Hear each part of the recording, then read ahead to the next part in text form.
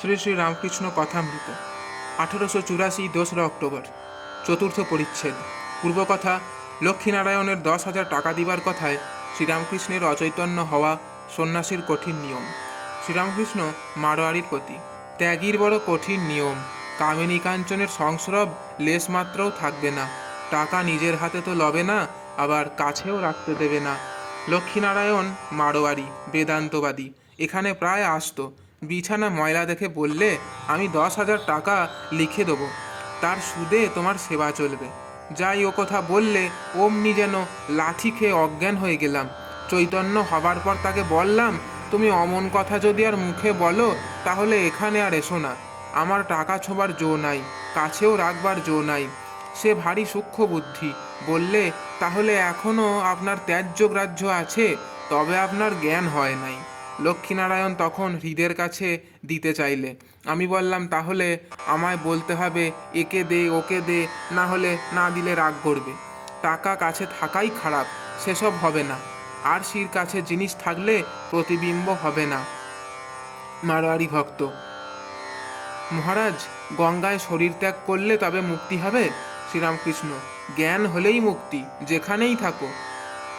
ভাগাড়েই মৃত্যু হোক আর গঙ্গা তীরেই মৃত্যু হোক, জ্ঞানীর মুক্তি হবে। তবে অজ্ঞানের পক্ষে গঙ্গা তীর। মারোয়ারি ভক্ত। মহারাজ, কাশীতে মুক্তি হয় কেন? শ্রীরামকৃষ্ণ, কাশীতে মৃত্যু হলে শিব সাক্ষাৎকার হন, হয়ে বলেন, আমার এই যে সাকার রূপ, এ মায়িক রূপ, ভক্তের জন্য এরূপ ধারণ করি। এই দেখো, অখণ্ড সচ্চিদানন্দে মিলিয়ে যাই, এই বলে সে রূপ অন্তর্ধান হয়। পুরাণ মতে চণ্ডালেরও যদি ভক্তি হয়, তার মুক্তি হবে। এ মতে নাম করলেই হয়, যাগযজ্ঞ তন্ত্রমন্ত্র এসব দরকার নাই। বেদমত আলাদা, ব্রাহ্মণ না হলে মুক্তি হয় না, আবার ঠিক মন্ত্র উচ্চারণ না হলে পূজা গ্রহণ হয় না। যাগযজ্ঞ মন্ত্রতন্ত্র সব বিধি অনুসারে করতে হবে। কলিকালে বেদোক্ত কর্ম করবার সময় কই? তাই কলিতে নারদীয় ভক্তি। কর্মযোগ বড় কঠিন, নিষ্কাম না করতে পারলে বন্ধনের কারণ হয়। তাতে আবার অন্নগত প্রাণ, সব কর্মবিধি অনুসারে করবার সময় নাই। 10 মূল পাঁচন খেতে গেলে রোগীর এদিকে হয়ে যায়। তাই ফিভার মিক্সচার। নারদীয় ভক্তি, তার নাম গুণকীর্তন করা। কলিতে কর্মযোগ ঠিক নয়, ভক্তিই ঠিক। সংসারে কর্ম যতদিন ভোগ আছে করো, কিন্তু ভক্তি অনুরাগ চাই।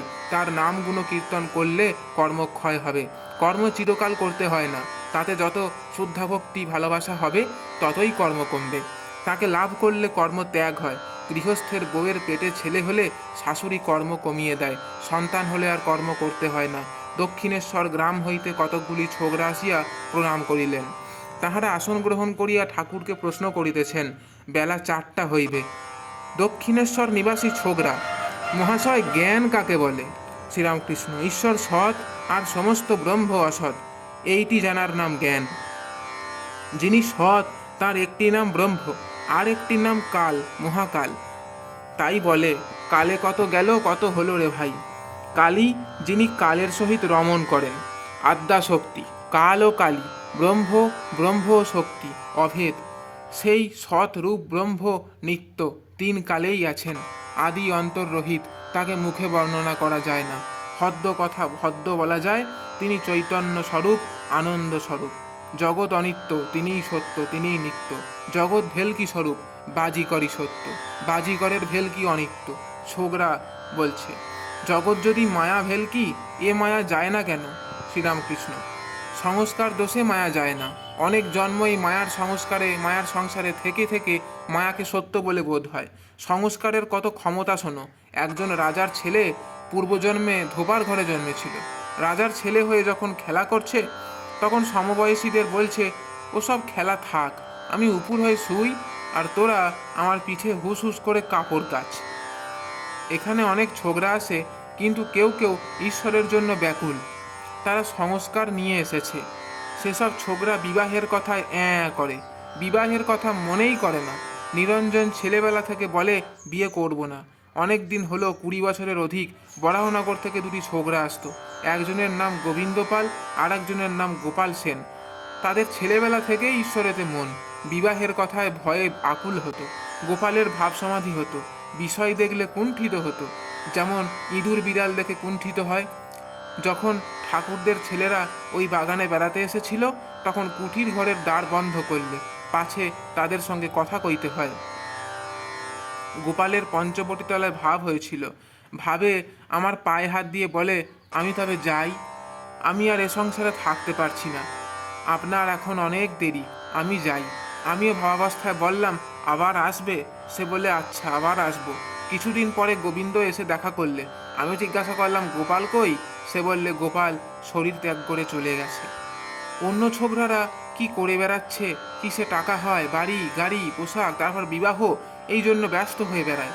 বিবাহ করবে, আগে কেমন মেয়ে খোঁজ নেয়, আবার সুন্দর কিনা নিচে দেখতে যায়।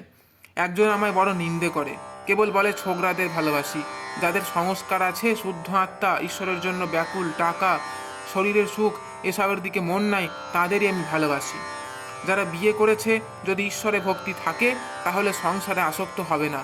হীরানন্দ বিয়ে করেছে, তা হোক, সে বেশি আসক্ত হবে না। হীরানন্দ সিন্ধু দেশবাসী, বিয়ে পাস ব্রাহ্ম ভক্ত। মণিলাল শিবপুরের ব্রাহ্ম ভক্ত। মারোয়ারি ভক্তেরা ও ছোকরারা প্রণাম করিয়া বিদায় গ্রহণ করিলেন। জয় ঠাকুরমা স্বামীজি।